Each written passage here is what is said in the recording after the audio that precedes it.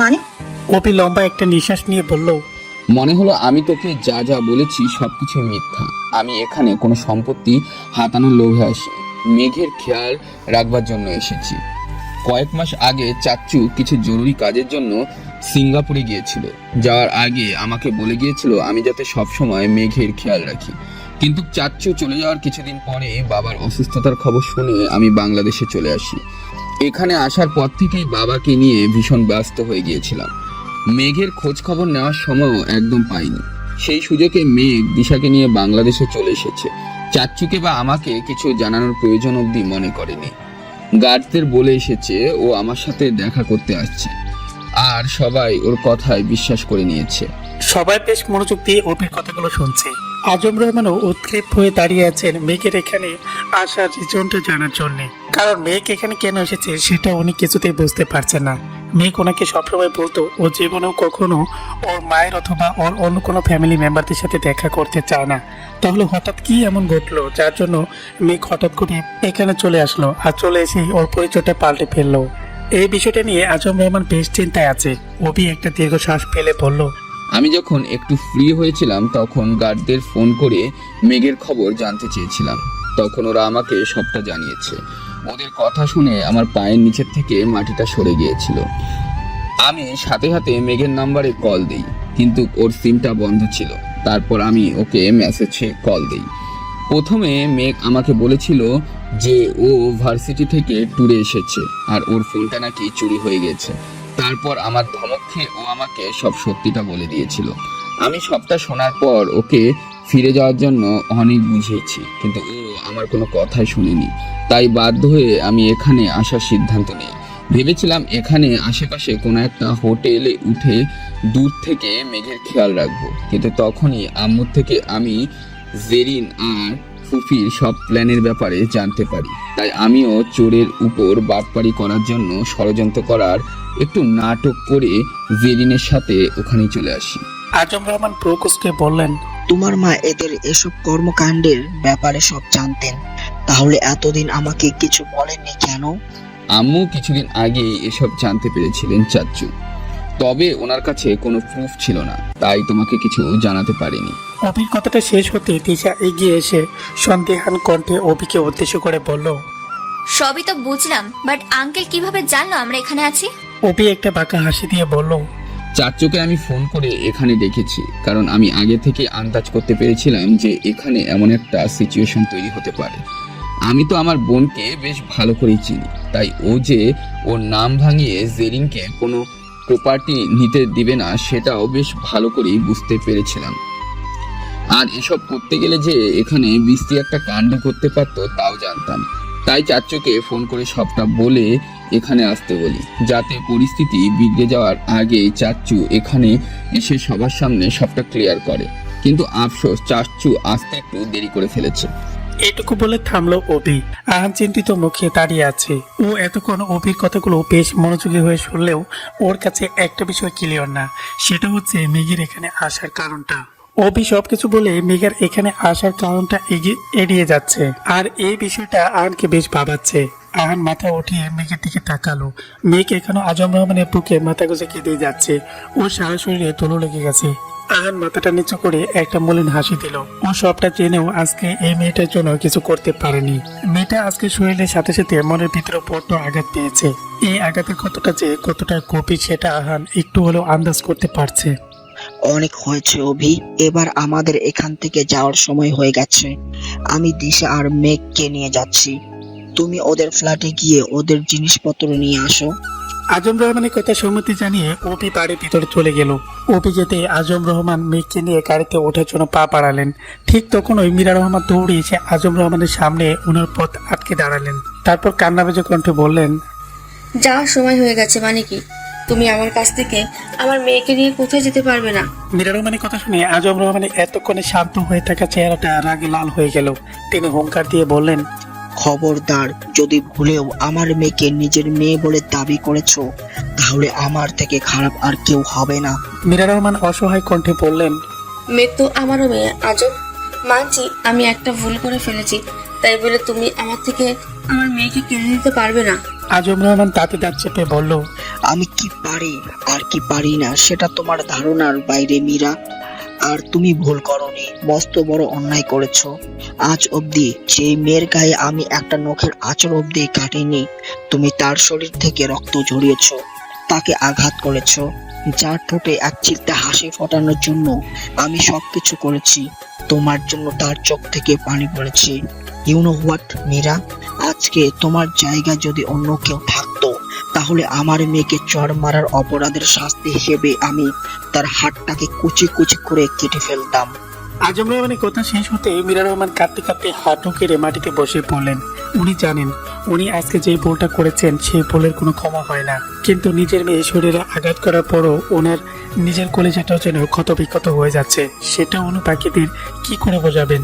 মীরা রহমানকে কাঁদতে দেখে আজম রহমান আর তাচ্ছিল্য হেসে বললেন, এখন এসব কান্নার নাটক করে কোনো লাভ নেই। তুমি এতদিন আমার মেয়ের সাথে যে ব্যবহারটা করেছো, তার জন্য আমি কখনো তোমাকে ক্ষমা করতে পারবো না। তুমি আমার কলিজায় আঘাত করেছো মীরা, এর শাস্তি তো তোমাকে পেতেই হবে। কথাটা বলে আজম রহমান হন হন করে হেঁটে গিয়ে মেঘকে নিয়ে গাড়িতে উঠলেন।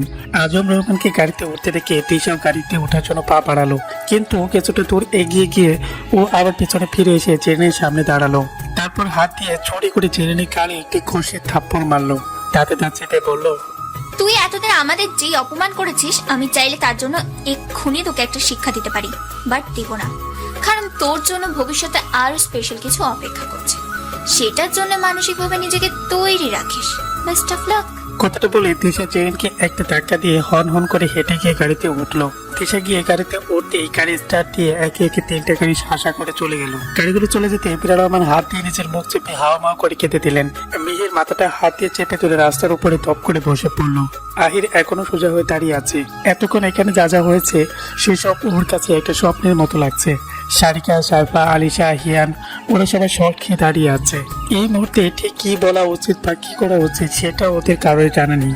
আহান জোরে জোরে কয়েকটা নিঃশ্বাস ফেলে নিয়ে বড় বড় করে পা ফেলে পাড়ের ভিতরে যাওয়ার উদ্দেশ্যে পা বাড়ালো। এখানে দাঁড়িয়ে থেকে ড্রামা দেখার ওর বিন্দু মাত্র ইচ্ছে নেই। মীরা রহমান কিছুক্ষণ কানাকাটি করার পর হুট করে চুপ হয়ে গেলেন। ওনার অশ্রুসিক্ত চোখ জোড়া মুহূর্তের মধ্যে অগ্নি রূপ ধারণ করলো। উনি বসা থেকে দাঁড়িয়ে জেরিনের সামনে গিয়ে দাঁড়ালেন। তারপর কোনো কিছু না বলে নিজের সর্বশক্তি দিয়ে জেরিনের গালে ঠাস ঠাস করে 5টা চড় বসিয়ে দিলেন। একসাথে এতগুলো চড় খাওয়ার পর জেরিনের চোখের সামনে সবকিছু অন্ধকার হয়ে গেল। ওর মাথাটা বন বন করে ঘুরতে শুরু করলো। জেরিনের কাজ ওরা ভীষণ চলছে। ওর মনে হচ্ছে কেউ ওর গালে চামড়া কেটে তাতে মরিচ লাগিয়ে দিয়েছে। ওর চোখ থেকে অনবরত পানি গড়িয়ে পড়ছে। গালের আঙ্গুলে চাপগুলো একদম পাটা দাগের মতো বসে আছে। কিন্তু এসব থেকেও মীরা রহমানকে রাগটা বিন্দু মাত্র কমলো না। উনি জেরিনের হাত পেছনে নিয়ে গিয়ে শক্ত করে মুচড়ে ধরে তাতে দাঁত চেপে বললেন, আমার সাথে এমন নোংরা একটা গেম খেলার আগে তোর বিবেকে একটু বাঁধলো না? তোকে তো ছোটবেলায় আমি আমার নিজের মেয়ের মতো স্নেহ করতাম, তাহলে তুই কিভাবে আমার সাথে এরকম একটা নাটক করতে পারলি? অবশ্য করতে পারবি নাই বা কেন, তুইও তো তোর মায়ের মতো একটা কালসাপ। তোরা জীবনে শুধুমাত্র মানুষের দুর্বলতার সুযোগ নিতে চেয়েছিস, এছাড়া তো আর কখনো কোনো ভালো কাজ তোদের দ্বারা সম্ভব হয়নি। তবে একটা কথা ভালো করেই মনে রাখিস, তোদের জন্য যদি আমি আমার মেয়েকে হারিয়ে ফেলি, তাহলে তোদের লাইফ আমি জাহান্নাতে পরিণত করবো। কথাটা বলে মীরা রহমান জেরিনকে ধাক্কা মেরে রাস্তার উপরে ফেলে দিয়ে হন হন করে ভেতরে চলে গেলেন আর গেটটা আটকে দিলেন। তারপর কর্কশ কণ্ঠে জেরিনকে বললেন, আজকের পর থেকে তোকে যদি আর কখনো আমার বাড়ির চারপাশে দেখি, তাহলে আমি তোর কি অবস্থা করব ভাবতেও পারবি না। রাত 2টা, অন্ধকার রাত। হোটেল রুমের ব্যালকনিতে দাঁড়িয়ে রেলিং এর উপর হাত দিয়ে দাঁড়িয়ে আছে মেঘ। মৃদু বাতাসে চুলগুলো উড়ছে। হোটেলের সামনে রাস্তায় জ্বলে থাকা সোডিয়াম লাইটের আলোতে ওর চোখের পানিগুলো চিকচিক করছে। ওকে দেখে একটা আহত পাখির মতো মনে হচ্ছে। মানুষ সব হারিয়ে নিঃস্ব হয়ে গেলে যেমনটা লাগে তেমনটা। ও শ্বাস শরীরে ছেলে যাওয়া জায়গাগুলোতে ভীষণ জ্বলছে। তবে সেদিকে মেঘের কোনো প্রক্ষেপ নেই। ও তো লাস্ট কিছুদিন ধরে ওর সাথে যা যা করছে সেই ঘটনাগুলোর হিসাব মিলাতে ব্যস্ত। হোটেলের ম্যানেজারের থেকে ডুপ্লিকেট চাবি এনে মেঘের রুমের দরজা খুলে ভেতরে ঢুকলেন আজম রহমান। এখানে আসার পর থেকে মেঘ সেই যে রুমে ঢুকে দরজা বন্ধ করে দিয়েছে, তারপর আর একবারের জন্য দরজাটা খোলেনি।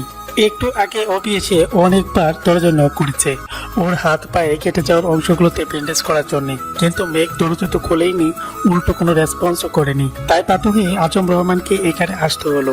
মেয়েটাকে নিয়ে আজম রহমান সবসময় অনেক ভয়ে থাকেন। একা একা থাকতে থাকতে ওনার মেয়েটা বড্ড একরোখা হয়ে আর যেতে হয়ে যাচ্ছে। রাগের মাথায় ভুলভাল সিদ্ধান্ত নিয়ে ফেলে, তারপর নিজেই বিপদে পড়ে। আজম রহমান চাইলেও মেয়েকে কিছু বলতে পারে না, কারণ উনি যতই রেগে থাকুক না কেন, মেয়ের মুখের দিকে তাকালে উনার সব রাগ নিমেষে পানি হয়ে যায়। আজম রহমান রুমে এসে মেঘকে কোথাও না দেখতে পেয়ে ব্যালকনি থেকে আসলেন। এসে দেখেন মেঘ এক কোণে চুপচাপ হয়ে দাঁড়িয়ে আছে। উনি মেঘের দিকে এগিয়ে এসে আস্তে করে ওর মাথার উপরে হাত রাখলো, কিন্তু তাতে মেঘের মধ্যে কোনো পরিবর্তন আসলো না। ও আগের মতো সোজা হয়ে চুপচাপ হয়ে দাঁড়িয়ে আছে। আজম রহমান প্রীত কণ্ঠে মেঘকে উদ্দেশ্য করে বললেন, কি হলো মামনি, এখানে এভাবে দাঁড়িয়ে আছো কেন? মেঘ আজম রহমানের প্রশ্ন কোনো উত্তর না দিয়েই শান্ত সুরে ওনাকে পাল্টা প্রশ্ন করে বলল, আচ্ছা বাবাই, নিয়তি সবসময় আমার কাছ থেকে আমার ফেভারিট জিনিসগুলো কেড়ে নেয় কেন বলো তো? আমি তো কখনো কারোর কোনো রকম ক্ষতি করিনি, তাহলে সব সময় কেন আমার সাথে এরকমটা হয়? মেঘের কথা শুনে আজম রহমান প্রো কুচকে ওর দিকে তাকালেন। উনি বোঝার চেষ্টা করছেন মেঘ ঠিক কি করতে চাইছে। মেঘ একটা শ্বাস ফেলে নিয়ে আবারও বলল, যখন থেকে ভালো মন্দ বুঝতে শিখেছি তখন থেকে কাছের মানুষগুলোকে শুধু পর হয়ে যেতে দেখেছি। প্রথমে আমার মা আমাকে ছেড়ে চলে গেল, ওনার সাথে আমার ভাইয়ারাও আমাকে ছেড়ে চলে গেল, তারপর তুমি আমাকে ছেড়ে অন্য এক দেশে চলে গেলে। তুমি চলে যাওয়ার পর আমার পরিবারের কাছের মানুষগুলো সব মুহূর্তের মধ্যে পাল্টে গেল। কিছু সময়ের মধ্যে আপন থেকে সবাই পর হয়ে গেল। রোজ রোজ আমি তাদের নিষ্ঠুরতার শিকার হতে থাকলাম। তারপর একদিন তুমি আবার আমার কাছে ফিরে এলে, আমাকে আমার বাড়ি, আমার শহর, আমার দেশ থেকে অনেকটা দূরে নিয়ে চলে গেলে। সেখানে নিয়ে গিয়ে একটা বন্দি জীবন গিফট করলে, সেটাও আমি হাসি মুখে মেনে নিলাম। তুমি সবসময় বিজি থাকতে, তাই আমার দেখাশোনা করার জন্য একজন মামু রেখে দিলে। তাকে আমি আমার মায়ের স্থান দিয়েছিলাম, আর সে কি করলো? তোমার সম্পত্তির লোভে পড়ে আমার খাবারে বিষ মিশিয়ে আমাকেই মারার চেষ্টা করলো। তাই তুমি তাকে জেলে পাঠিয়ে দিলে, আর আমি আরো একবার মা হারা হয়ে গেলাম। এত কিছুর পরেও আমি কোনো অভিযোগ করিনি, কারণ আমার কাছে তো আমার বাবাই ছিলই। তুমি হয়তো আমাকে তেমন একটা সময় দিতে পারতে না, তবে সারাদিন পরে আমাকে যতটুকু সময় দিতে সেটা নিয়েই আমি হ্যাপি থাকতাম। কিন্তু পুরো কথাটা শেষ না করে মেঘ থেমে গেল। আজম রহমান অবাক হয়ে মেঘের মুখের দিকে তাকিয়ে আছেন। মেঘ সত্যি কখনো ওনার কাছে কোনো অভিযোগ করেনি। জীবন নিয়ে মেঘের কোনো অভিযোগই ছিল না। ইনফ্যাক্ট আজম রহমান যখন মেঘকে জিজ্ঞেস করতেন যে ওনাকে নিয়ে মেঘের কোনো অভিযোগ আছে কিনা, তখন মেঘ হাসি মুখে বলত, ওর বাবা হচ্ছে পৃথিবীর শ্রেষ্ঠ বাবা। তারপরে কিভাবে ওর কোনো অভিযোগ থাকতে পারে? মেঘের মুখে এমন কথা শুনে সত্যি অবাক হয়। এত কিছুর মধ্যেও তার মেয়েটা কিভাবে এতটা হাসি খুশি থাকতে পারে সেটা অতি ভেবে পেতেন না। কিন্তু ওনার সেই অল্পতেই খুশি হয়ে যাওয়া মেয়েটা আজকে হঠাৎ করেই এই কথাগুলো বলছে, উনি সেটাই বুঝতে পারছেন না। আজম রহমান মেঘের মাথায় হাত বুলিয়ে দিতে দিতে মায়া ভরা কণ্ঠে বললেন, হঠাৎ এসব কথা কেন বলছো মামুনি? তুমি তো আগে কখনো এই ধরনের কথা বলতে না। আমি কি কোনো কারণে তোমাকে কষ্ট দিয়ে ফেলেছি? হ্যাঁ বাবাই, তুমি আমাকে কষ্ট দিয়েছো, ভীষণ ভাবে হার্ট করেছো। তুমি আমার থেকে এত বড় একটা সত্যি কেন লুকিয়ে গেলে বাবাই? কেন সব সত্যিটা আমাকে আগে জানাওনি? আজম রহমান বিস্মিত হয়ে মেঘের দিকে তাকালেন। অজানা কোনো একটা কারণে ওনার কলিজাটা ধপ করে উঠল। উনি কম্পিত সুরে বলে উঠলেন, তুমি এসব কি বলছো মেঘ? কোন সত্যির কথা বলছো তুমি? আর আমি কখন তোমার কাছ থেকে কি লুকালাম? আজ অবধি এমন কখনো হয়েছে যে আমি তোমার কাছ থেকে কোনো কথা গোপন রেখেছি? আমি তো সবকিছুই তোমার কাছে বলি। আজম রহমানের কথা শেষ হতে মেঘ আজম রহমানের মুখের দিকে ঘুরে তাকালেন। হালকা লাইটের আলো মেঘের মুখে পড়ায় উনি মেঘের চোখের কোণে জমে থাকা পানিটা দেখতে পেলেন। মেঘ হেসে বলল, তুমি আমাকে সবকিছু বলো ঠিকই, বাট একটা বিষয়ে আমার থেকে হাইড করে গেছো বাবাই, আর সেটা আমি জানতে পেরে গেছি। আজম রহমান শুকনো একটা ঢোক গিলে কাপা কাপা কণ্ঠে বলল, কি জানতে পেরেছো? মেঘ অশ্রুসিক্ত চোখে কিছুক্ষণ আজম রহমানের দিকে তাকিয়ে থেকে বলল, তুমি সিঙ্গাপুরে যাওয়ার আগের দিন আমি তোমার রিপোর্টগুলো দেখে নিয়েছি বাবাই, আর তোমার ডায়েরিটাও এখন আমার কাছে আছে। মেঘের কথা শুনে আজম রহমান দু কদম পিছিয়ে গেলেন। মেঘ বাংলাদেশে আসার কারণটা এইবার ওনার কাছে স্পষ্ট হলো। আজম রহমান নিজেকে সামলে নিয়ে রাগী কণ্ঠে বললেন, তোমার সাহস হলো কিভাবে মেঘ আমার জিনিসপত্রে হাত দেওয়ার? তুমি জানো না কারো জিনিসের হাত দেওয়ার আগে তার থেকে পারমিশন নিতে হয়? তাহলে তুমি কেন আমার পারমিশন না নিয়েই আমার জিনিসে হাত দিয়েছো? এই শিক্ষা দিয়েছি আমি তোমাকে? মেঘ আজম রহমানের কোনো প্রশ্নের অ্যান্সার না দিয়েই হুট করে ওনাকে জড়িয়ে ধরলো। তারপর ওনার বুকে মাথা গুঁজে হাওয়া মাও করে কেটে দিল। আজম রহমান স্তব্ধ হয়ে দাঁড়িয়ে আছে। উনি যেটা নিয়ে ভয় পাচ্ছিলেন সেটাই আজকে সত্যি হলো। শেষ পর্যন্ত মেঘ সবটা জানতে পেরে গেল। এবার কি হবে? কিভাবে উনি ওনার মেঘটাকে সামলাবে? আজম রহমানের ভাবনার মধ্যে মেঘ কাঁদতে কাঁদতে বলে উঠলো, আমার তো তুমি ছাড়া কেউ নেই বাবাই, সবাই তো আমাকে ছেড়ে চলে গেছে। এবার যদি তুমিও আমাকে ছেড়ে চলে যাও তাহলে আমি কিভাবে বাঁচবো বাবাই? আজম রহমানের চোখ থেকে টপ টপ করে 2 ফোঁটা পানি গড়িয়ে পড়লো। উনি ধরা গলায় বললেন, বাঁচতে তো হবেই মামুনি। পৃথিবী ছেড়ে আমাদের সবাইকে একদিন না একদিন চলে যেতেই হবে। আমরা সবাই এখানে ক্ষণিকের অতিথি হিসেবে এসেছি। সময় ফুরলে আবার আমরা সবাই পৃথিবী ছেড়ে বিদায় নিব। হয়তো কেউ একটু আগে যাবে আর কেউ একটু পরে। তাই এটা নিয়ে কান্নাকাটি করার কিছু নেই। নিজেকে সামলাতে শেখো, নিজের মনকে শক্ত করো। সারা জীবন তার সবার বাবা বেঁচে থাকে না, তাই না? আজম রহমানের কথাটা শেষ হতেই মেঘের কান্নার প্যাক যেন আরো বেড়ে গেল। ওর মনে হচ্ছে কেউ ওর কলেজাটাকে ছুরি দিয়ে বারবার আঘাত করে ক্ষত বিক্ষত করে দিচ্ছে। আজম রহমান অসহায়ের মতো দাঁড়িয়ে মেয়ের কান্না শুনছেন। মেয়ের কান্না দেখা ছাড়া যে ওনার আর কিছু করার নেই। মেয়েকে কি বলে সান্ত্বনা দেবে সেটা ওনার জানা নেই। পেটের সাথে হেলান দিয়ে বসে ফোন টিপছে দিশা। ও চেয়েছিল মেঘের সাথে রুম শেয়ার করতে, কিন্তু মেঘ নিজের রুমে ঢুকে সে যে রুমটা বন্ধ করে দিয়েছে আর খুলেনি। এই জন্য দিশাও আর মেঘের রুমে ঢুকতে পারেনি। তাই বাধ্য হয়ে ওকে আলাদা একটা রুম নিতে হলো। হঠাৎ করে কেউ একজন এসে দরজা নক করায় দিশা ফোন থেকে চোখটা সরিয়ে সামনের দিকে তাকালো। তারপর পেটের থেকে নেমে দরজার কাছে গিয়ে জিজ্ঞেস করলেন, কে? দিশার কথার প্রতি উত্তরে ওপাশ থেকে কোনো সারা শব্দ আসলো না। তা দিশা আরো কয়েকবার জিজ্ঞেস করলো, কিন্তু ওপাশ থেকে কোনো রকম রেসপন্সই আসছে না। তাই দিশা দরজা একটু খুলে মাথা বের করে বাইরে ওকে মারলো। ওকে মারতে দেখলো বাইরে অবি দাঁড়িয়ে আছে। দিশা অবিকে দেখে দ্রুত দরজাটা আটকাতে নিল। ঠিক তখনই অবি জোর করে দরজাটা ধাক্কা দিয়ে হন হন করে ভেতরে ঢুকে গেল। দিশা জাজালো কণ্ঠে বলল, পারমিশন না নিয়ে অন্যের রুমে ঢোকার স্বভাবটা আপনার এখনো যায়নি, তাই না? লজ্জা করে না এত রাতে এভাবে একটা মেয়ের রুমে আসতে? অবি দিশা দেখে একটা ইনোসেন্ট ফেস করে বলল, মেয়ে? কোথায় মেয়ে? আমি তো এই রুমে কোনো মেয়েকেই দেখতে পাচ্ছি না। দিশা দাঁতে দাঁত চেপে বলল, চোখের মাথা খেয়েছেন নাকি? এই যে সশরীরে আছি, আমি আপনার সামনে দাঁড়িয়ে আছি, আমাকে আপনার চোখে পড়ছে না? চোখে পড়বে না কেন? অবশ্যই চোখে পড়েছে, কিন্তু তোমাকে কে বললো যে তুমি একটা মেয়ে? কখনো নিজেকে আয়নায় দেখেছো? যদি দেখতে তাহলে বুঝতে পারতে যে তোমাকে দেখতে মেয়েদের মতন না 80 বছরের বুড়ির মতন লাগে। কি? আমাকে 80 বছরের বুড়ির মতো লাগে? তাহলে আপনি আমাকে বিয়ে করার জন্য পাগল হয়ে যাচ্ছেন কেন? হ্যাঁ, ইয়ং দেখে অন্য কোনো একটা মেয়েকে বিয়ে করে নিলেই পারেন। দিশার কথা শেষ হতেই অবি গিয়ে তপাস করে ওর পেটের উপর বসে পড়লো। তারপর পাপ নিয়ে বলল, আসলে ছোটবেলা থেকে আমার সোশ্যাল ওয়ার্ক করার খুব শখ। আমি যখনই সুযোগ পাই তখনই মানুষকে হেল্প করার চেষ্টা করি। তাই তোমাকে যখন প্রথম দেখলাম তখনই মনে মনে সিদ্ধান্ত নিয়েছিলাম যে তোমাকে বিয়ে করে তোমার পরিবারকে আমি পাগল মুক্ত করব। দিশা জাজালো কণ্ঠে বলল, আপনি আমাকে আবার পাগল বললেন? আপনার সাহস দেখে আমি অবাক হয়ে যাচ্ছি। আপনি একবার আমাকে বুড়ি বলছেন, আরেকবার পাগল বলছেন। সমস্যা কি আপনার? কেন বিরক্ত করছেন আমাকে? আমার এসব একদম ভালো লাগছে না। কথাটা বলে দিশা হন হন করে ব্যালকনিতে চলে গেল। দিশাকে এতটা রেগে যেতে দেখে অবি ঠোঁটে কোণে হালকা হাসলো। দিশাকে এভাবে রাগিয়ে দিতে ওর বেশ ভালো লাগে। তাই তো ইচ্ছে করে বারবার নানান ধরনের কথাবার্তা বলে দিশাকে রাগিয়ে দেয়। আর দিশাও রেগে একদম বোম হয়ে যায়। অবি বসা থেকে দাঁড়িয়ে দিশার পিছু পিছু ব্যালকনিতে চলে আসলো। এখানে এসে দেখলো দিশা রেলিং এর সাথে পর করে মুখ পার করে দাঁড়িয়ে আছে। অবি দিশার একদম কাছাকাছি গিয়ে নিজের এক হাত আলতো করে দিশার কোমরে রাখলো। তারপর এক টান দিয়ে দিশাকে নিজের সাথে মিশিয়ে নিল। এভাবে আচমকা স্পর্শ করায় দিশা কেঁপে উঠলো, তবে চমকালো না, কারণ অভি সবসময় এরকমই করে। প্রথমে ওকে বিরক্ত করে, রাগিয়ে দেয়, তারপর নিজেই আবার রাগ ভাঙ্গায়। অভি দিশার গায়ের উপর পড়ে থাকা চুলগুলো আলতো করে সরিয়ে দিয়ে ওর কানের কাছে মুখ নিয়ে বিড়বিড় করে বলল, আচ্ছা সরি ম্যাম, আমার ভুল হয়ে গেছে। আসলে আমার আপনাকে বুড়ি আর পাগল কথাটা ওভাবে বলা একদম ঠিক হয়নি। যে কোনো জিনিসের তো একটা সৌন্দর্য আছে, তাই না? তাই আমার উচিত ছিল আপনাকে 80 বছরের পাগলি বুড়ি বলা।